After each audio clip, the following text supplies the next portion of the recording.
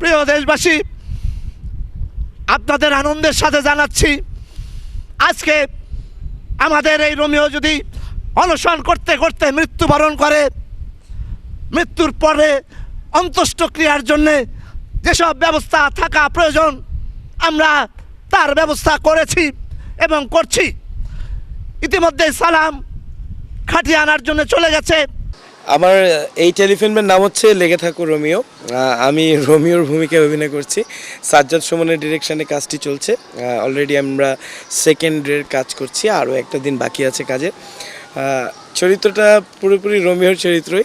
ভালোবাসার মানুষটা জুলিয়েটকে ভালোবেসে রোমিও আসলে একটু বিপাকেই আছে, কারণ হচ্ছে জুলিয়েটের বাবা রাজি হচ্ছে না, রোমিওকে মেনে নিচ্ছে না। তাই রোমিও ঠিক করেছে যে জুলিয়েটের বাড়ির সামনে অনশনে বসবে এবং সে অনশনে বসেছে। আমাদের এই অনশন কিয়ামত পর্যন্ত চলবে, যতক্ষণ পর্যন্ত না রিয়ার বাবা আমাদের দাবি মেনে নেবে না, ততদিন পর্যন্ত চলবে চলবে চলবে চলবে।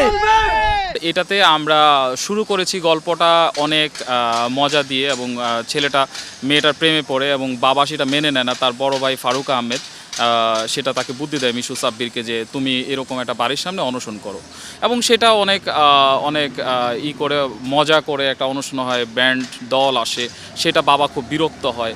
তো পরবর্তীতে আমরা আস্তে আস্তে দেখি যে এই জায়গাটা একটা হিউমার ফানি জায়গা থেকে গল্পটা একটা সিরিয়াস জায়গার দিকে মোড় নেয়।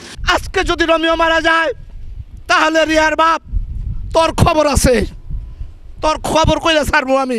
গল্প যে দুজনের অ্যাফেয়ার থাকে এবং দুই ফ্যামিলিতে সামহাও রাজি হয় না, তখন ছেলেটা অনুসরণ করে। যদি রাজি না হয় আমি অনুসরণ করবো, এবং বাকিটা দেখতে হলে নাটকটা দেখতে হবে, এর বেশি ডিটেলস বলা যাবে না।